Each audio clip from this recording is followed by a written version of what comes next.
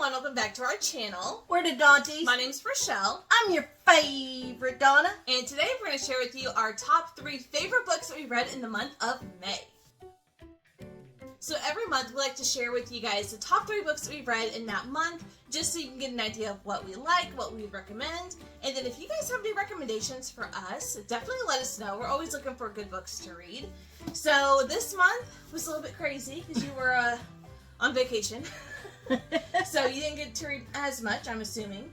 Right, I didn't read as much, but I did read a few, so. Alright, so do you want to go first? Alright, so one of the first ones I read in the month that I liked was biography. Ooh, I read a couple of those. This one was Bits and Pieces, My Whoopi. Mother, My Brother, and I. Yes. By Whoopi Goldberg. Loved and it. I love Whoopi Goldberg, and I enjoyed the way she was talking about her mom when her mom would meet a celebrity, and how she'd be like, "Hey, that ain't the woman that usually walks around here. She's different in front of you." I thought that was pretty funny. Yeah. So I really enjoyed it. It was really heartwarming, and a lot of just those family stories. And I loved it too. It was one of my favorites as well. Yeah. Alright, so the first book I want to talk about that I read is The Paradise Problem by Christina Lauren. This is their newest release, and it's a romance, and it is about these 2 people who were married, who got fake married in college so they could apply for a certain kind of housing. They were supposed to get divorced, and then years later our female heroine finds out that, oh no, they're still married, and the guy that she's fake married to and has been all this time is supposed to inherit, get a huge inheritance because his family is extremely wealthy. They own the 3rd largest grocery chain in the US, and so he's like, hey, my sister's getting married and I need you to come and show your face because my family knows we've been married for 5 years and they've never met you, and I will pay you, whatever. And it's just this amazing beach vacation story, and the rich people in here suck. There's a lot of family drama, but it was so funny. I loved it so much. This was definitely one of my top favorites from this author that I've read. And this is a great summer read, very fun, but also has some very deep things happening in here. So I would highly recommend this one for a good summer romance read. I loved it. And another one I picked up was The Clinic. This one was really good. Basically, this girl, she's kind of like undercover in a gambling situation, and her sister is a celebrity that goes into the clinic, and then somehow it's announced that her sister's dead, and she's like, okay, I'm gonna go undercover in the clinic and find out what happened. Oh my gosh. And it was really good. The twist at the end, I did not see it coming. Did you see it coming? I had a suspicion, but I didn't say it out loud. So, but it was still really good. And it is a thicker book. It's on the thicker side, but it was really good, really gripping, really engaging. It was a good story. I loved it. I liked it too. Alright, so the next book that I want to talk about is a horror book, and it's Monstrilio by Gerardo Samano Cordova. This book I have been seeing since last year, making the rounds, and so many people enjoying it. And horror is not my biggest thing, okay? I read horror from time to time, but it's got to be something very specific for me to read it, because I do get squeamish quite easily. But this one is all about grief, and at the very beginning of the story, I think it opens up to this mom and this dad who just lost their son, who's like 10.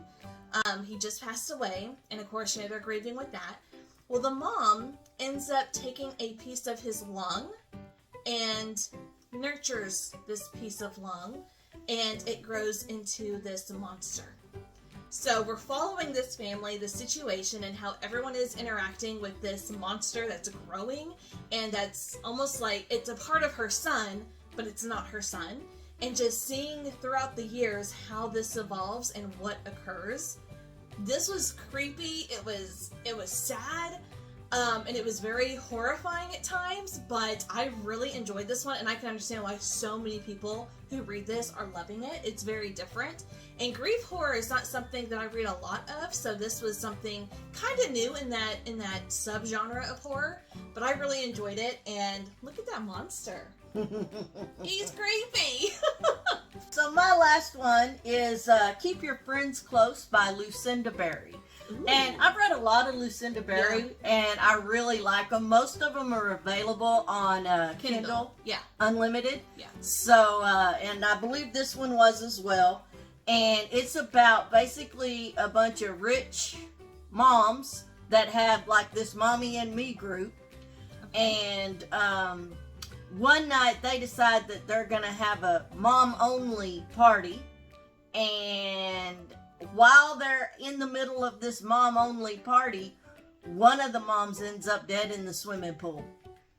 Oh, okay.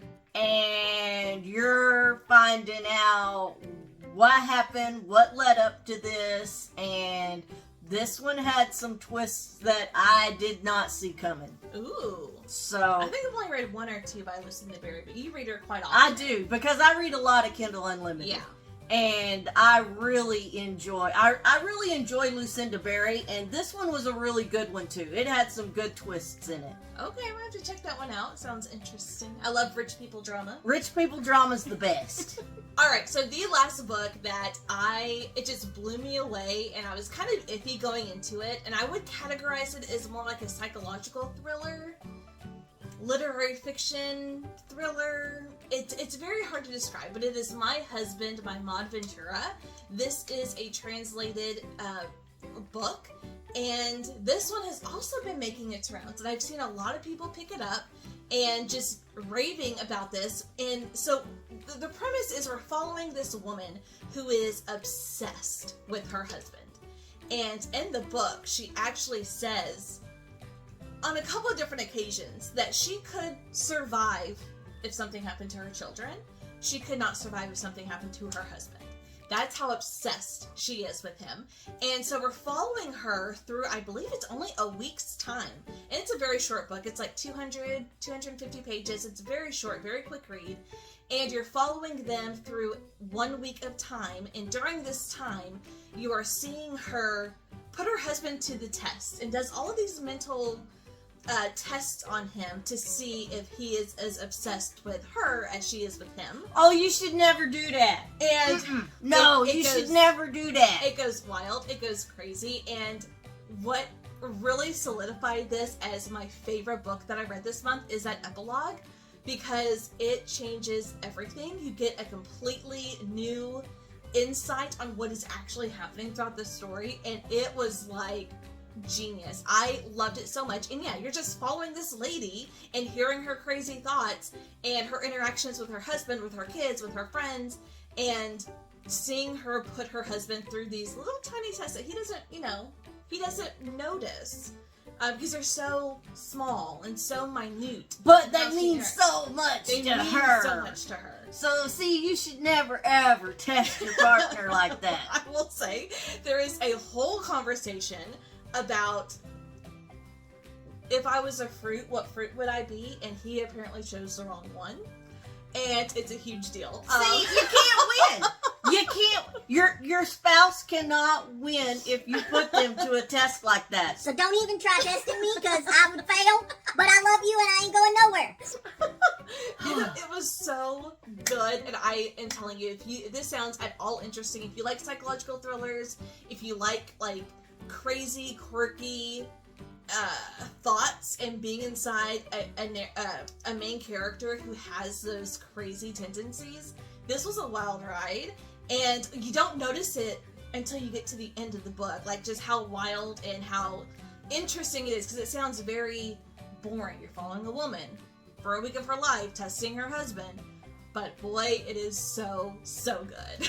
Don't put your partner through it. Just don't do it. So here's a look at our favorite books that we read in the month of May. Leave a comment down below. Let us know if any of these sound interesting to you, or if you have read any of these. What did you guys think about them? Were they some of your favorites? And let us know if you have any recommendations for us, because like I said, we are always looking for for books, good books to read, and you know, we really read a little bit of everything. A little bit.